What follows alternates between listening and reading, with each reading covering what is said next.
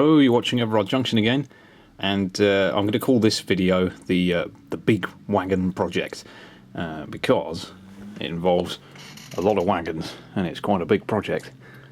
Something I've wanted on the layout for a very long time is a merry-go-round hopper train.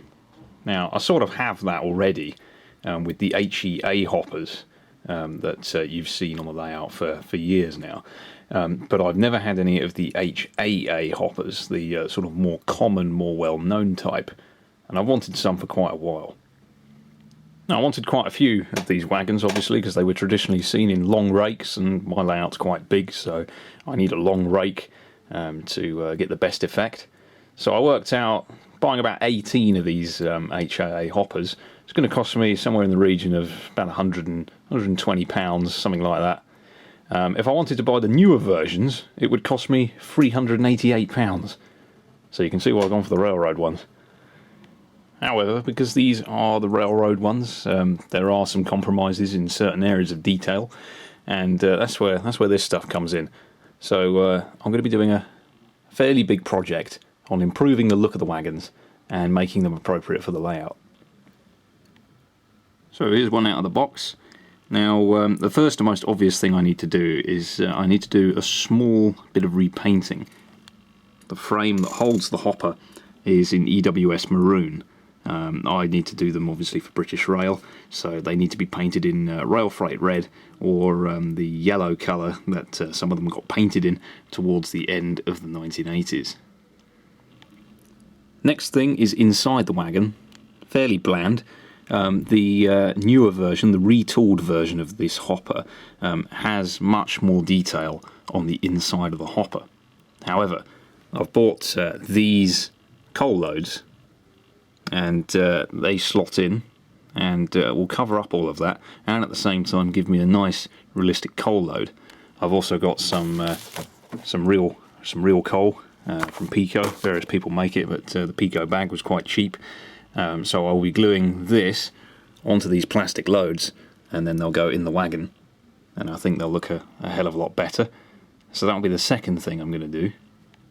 The next thing is the buffers. On these wagons, the buffers are very small, as you can see, quite tiny. They're just moulded plastic. That's where this little box comes in. This is from Lancashire Model and Supplies, and I have got the correct buffer types. The buffers that are needed for the HAA hoppers. You can see they're much larger. These are white metal castings. You get 4 in a pack, and as you can see, I have bought enough to convert each wagon. I also thought I'd probably have to swap the wheels out, but the railroad wagons actually come with metal wheels, which is a pleasant surprise, so I don't need to worry about that. Something I do need to worry about is these awful couplings. The couplings are massive. Now, they've been like that for a long time, and it's just how they are. And I used to run stock that had couplings like this all the time. But these days, I prefer a closer look. I like something a little finer. So I'm going to be getting rid of the big couplings, and I'm going to be fabricating my own couplings to close couple the rake. The rake will remain pretty much fixed throughout its entire life, certainly with me anyway, while I'm using it. So I'll be making some much finer couplings that just hold the wagons together, and then on the outer ends I shall do the usual job and fit a KD coupler to attach to a locomotive. So, quite a lot to do. Got to repaint the frame, got to make a nice realistic looking coal load, which is a fairly simple process thanks to these plastic loads, and I've got to sort the couplings out, and I've got to change the buffers over. Apart from that, they're pretty good. Okay, so I've dismantled them. It took a fair amount of time. There is all the cradles, and over here are the hoppers themselves. They do come apart fairly easily. Once you get the knack for doing it, it becomes quite a speedy process. If we have a look under the last one here, you can see the 2 silver sort of tangs or clips. They are attached to the hopper itself. Simply push those 2 clips inwards with a set of pliers. Needle nose pliers will do the trick, and then the 3 pieces come apart, and then you're left with all of this. So the first job I'm going to do is the repainting of the frames. What I'm going to try and do to save a bit of time, I'm going to test one first. I'm going to see if I can just get rid of the EWS logo with a fiberglass pencil, and then see if I can get away with just painting the frame as it is with the rail match paint. I would like to avoid priming them white, just because of the amount of paint it's going to use and the amount of time it'll take. If I can get away with just putting the paint over the top, I should be laughing. I'm using Rail Match 204 Rail Red. This was the colour that was used for all of the red on the 80s rail freight rolling stock.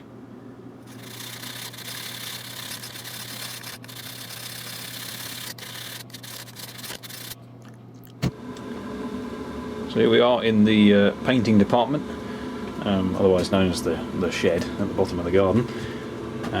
When you do any painting, obviously it goes without saying, try and paint somewhere well ventilated. I'm in the shed with the door open, and I've also got the extractor fan on. I also have some disposable masks that I can use. I've got a whole box of the frames for the hoppers here, ready to be painted. You can see, got rid of the EWS with the fiberglass pencil, so hopefully I'll have enough paint to do all of the frames. Okay, so while the frames are drying, I'm going to start on dealing with the buffers. I need to get those off. They're okay, but they're just too small. They're far too small. The real thing had much larger buffers. So I'm going to cut them off. Now you could saw them, you could use a scalpel, but I've got so many wagons it's going to take me forever. So I'm just going to use a mini drill with a cutting disc, making sure I'm careful.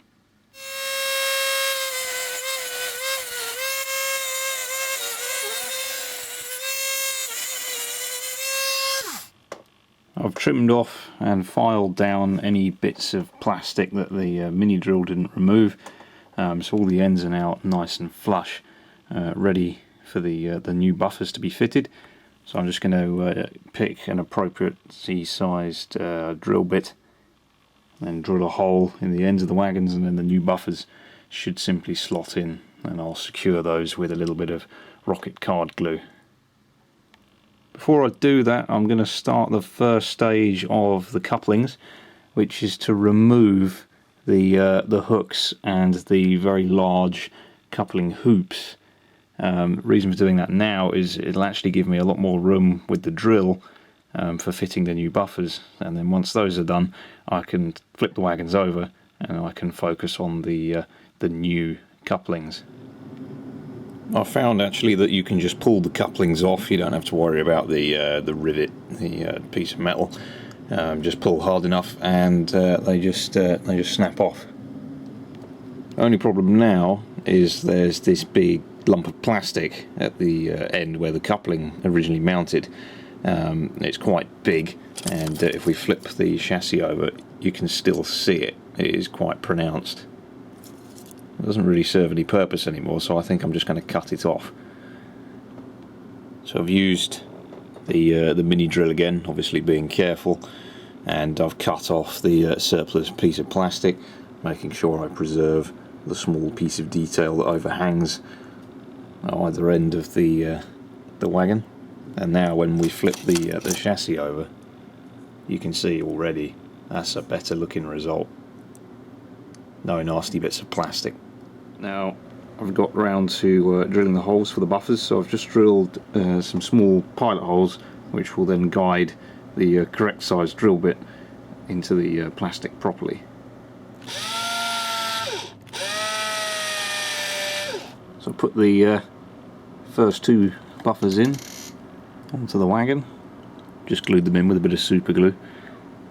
I was going to use some rocket card glue, but I've actually got some Rocket Max super glue, which is a bit better for this job. I think they look really good. I've kept one wagon completely as it is, so we can compare when I've finished. You can see the buffers there, they're quite small. There's also a very noticeable mould line on the buffer head. These look much better. Okay, so after a few hours, all the buffers are now installed. You can see they just go straight through the hole into the wagon, and if you have any problems or you bugger up the hole, what you can do is just bore it out to a larger hole and then just use more glue, and the buffer will still sit in the right place. Luckily that only happened on 2 holes, so that's why these 2 chassis are upside down, just so the glue on those affected can set properly. All the rest went okay. Okay, so the buffers are dry. Now I'm going to look at sorting out the couplings. I could have bought some couplings. I could have gone for something like KDs, but it would have added a fair bit of expense to the project, and they're going to be in a fixed rake, so I'm not really that fussed about uncoupling them, so I'm going to make my own couplings. I'd like to try and keep them nice and sort of closely coupled, while still being able to go around a second radius curve. The big chunky tension lock couplings keep them sort of this far apart. I'd like to get them down to something a bit like that, because they'll still go around second radius curves like that. Another issue with the big tension lock couplings, and to an extent the smaller ones, is when the train is going over bumps or down hills or gradients or whatever, there's a tendency to sort of just do this and push in and out from each other. Sometimes that just ends up with a wagon becoming uncoupled, but on my layout it often ends up in a derailment. So what I'd like to do is keep the wagons closely coupled, but also prevent them from having that sort of ability to move freely. I'd like to keep them permanently fixed in a fixed distance. So using a paper clip and some pliers, I've come up with these. I'll be drilling a small hole in the wagon that'll fit these, and basically what it is on one end you'll have this little hoop that really is very small, and then on the other end you just have a simple right angle bend on the wire, and you can see that that keeps them at a fixed distance and they don't sort of push in and out from each other. So that should hopefully allow me to close couple the wagons, but prevent them from joggling about and derailing and causing issues. But we'll see how it goes. Never done something like this before. It's the first time I've ever made my own couplings, so we'll see how it goes. Okay, so I've fitted all of my homemade couplings to the wagons, and we can see over here an example of them coupled together. Now the only 2 wagons that are different is the last one in the rake, which doesn't have a coupling on the back, so I can detail it and make a nice end to the train with all the relevant prototypical hoses and detailing. And on the front, all my locos use KDs, so what I've done is I have given a NEM pocket a bit of surgery, put a KD into it, and then glued it onto the leading edge of the bogie, which is the perfect height to couple up to the locos as per my KD height gauge over here. Now before I go any further with the project, having just done all the couplings, I'm going to take some of the wagons up into the loft and give them a test to make sure that the system actually works, because it would be a real shame to finish all of the wagons only to find out that the couplings are wrong or don't work properly. Much easier to rectify any problems I find with the wagons in this condition you see here. Okay, I've brought about 10 of them up here, and I've hooked them up to the Class 58, which will be one of the locos that pulls them a lot. Now straight away they look very nice, they're nice and close. Question is, do they negotiate the second radius curves on the helix? Now I'm expecting 1 or 2 derailments because the body's on these wagons, so they don't weigh anything. But what I'm looking for is any of the buffers to snag or ride over each other. That's basically what I'm looking for. I don't mind a wheel jumping off due to lack of weight. But they seem to be running okay. And they'll only run better with additional weight in them. Okay, so now move on to the more fun stuff, which is basically cosmetic jobs now. to make the wagon look nice and realistic. So I'll need to get a coal load in here, obviously. The hopper itself will need weathering, the frames will need weathering, and the underframes, and I need to paint those buffers. So most of the work left now is painting and fitting of a load. All the frames are now dry. I have to say I'm very pleased with how they are looking. I gave them 3 coats of paint, some of them had 4. That's how they'll look once they're back on the wagon. Very pleased with that. It's much better than the EWS maroon. I'm going to put in the plastic coal loads. These were quite cheap actually. I think you got a pack of 10 for somewhere around 10 quid, which ain't too bad. The last thing I'll do to the wagons is put the real coal in. I don't want any of the painting or airbrushing I'm going to do shortly to ruin the effect of the real coal. So the real coal will be the last thing I do, but I'm going to pop these in just so I can see where they're going to sit in the hopper, and then I'll be able to give the hoppers the sort of appropriate level of weathering. Right, so back in the shed, painting the buffers. I've airbrushed them with some acrylic black, and they'll be toned down obviously when they're weathered, and the frames are given the usual coat of matte varnish. But already they look much better just by painting the buffers and painting the couplings. Particularly the couplings, they look much more discreet. It's really going to be difficult to spot them when the wagons are running. Okay, so now I'm going to start weathering the hoppers themselves.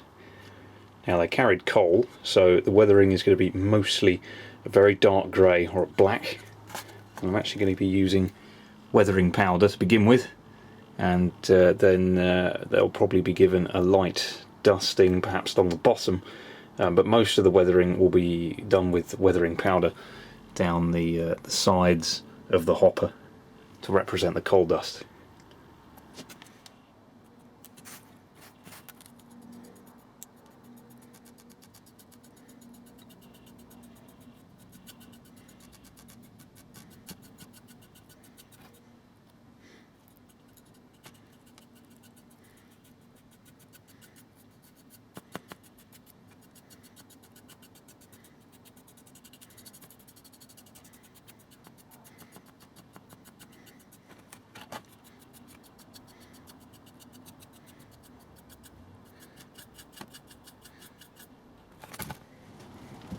Okay, so I've given everything a general application of weathering. The underframe, I've gone for a mix of sleeper grime and black, so that's quite a nice sort of dirty colour.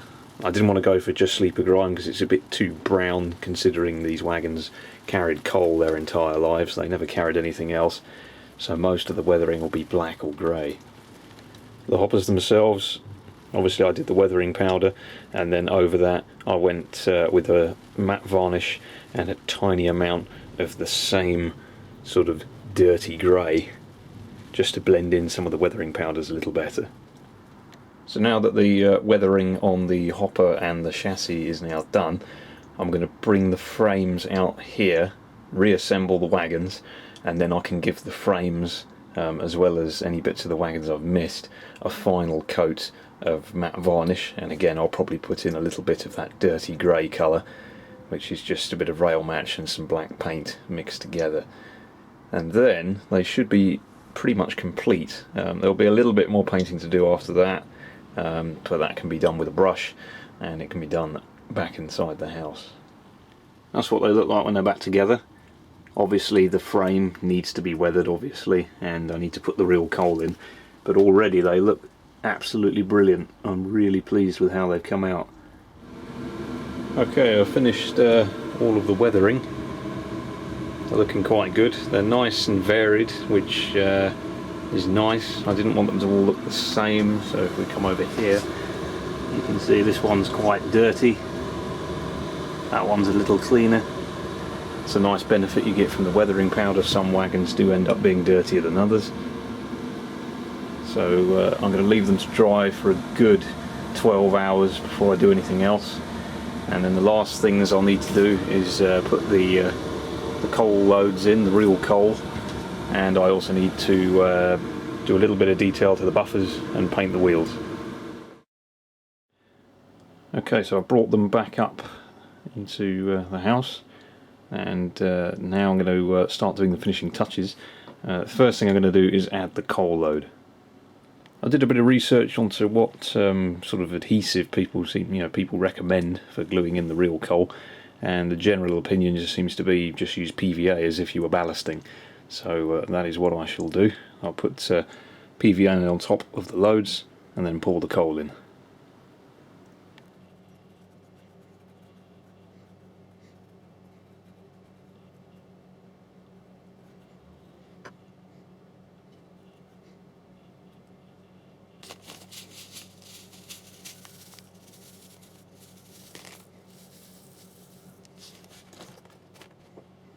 That really does make a difference.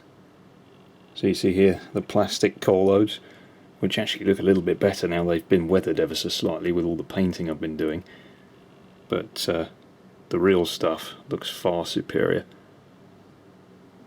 So there we go, the real coal is all loaded and glued in, and I've tipped out the excess back into the bag for use on the HEA hoppers when I get round to doing those. And they really do look good, much better than the plastic. Finally, all that's left to do is just a little bit of silver paint on the buffers and to paint the wheels, and then they're ready. Okay, all the wheels are painted, the buffer detail has been painted. The only thing I'd like to do is to add some detail to the rear of the last wagon in the rake, but I'll save that for another time. I'd like to add a flashing tail lamp to it, and I haven't got one at the moment, so that'll be a future project. But for now, I'm going to take these up and see how good they look on the layout. So here they are, all 20 of them.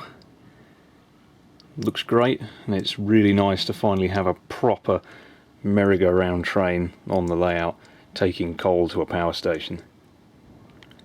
It's been a good little project, nice and varied.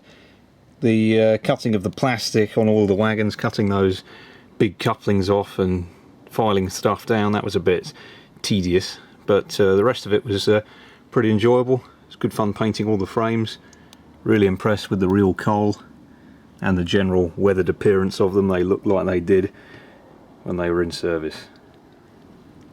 They're coupled nice and closely, and the coupling itself is very discreet. It's difficult to see. Makes a massive difference compared to the original couplings. So here's what they looked like when they arrived. I kept one left over. I actually ended up with 21 of these, I only really needed 20. So I've got a spare one in case anything happens to any of the others. But you can see you've got the big plastic coupling with all the associated plastic leading out to where the wheels are. You've got the undernourished buffers that really are quite small. And of course they're the wrong colour as well. But apart from that, the wagon itself is pretty good, and as you can see, with a bit of effort it can be made to look very convincing.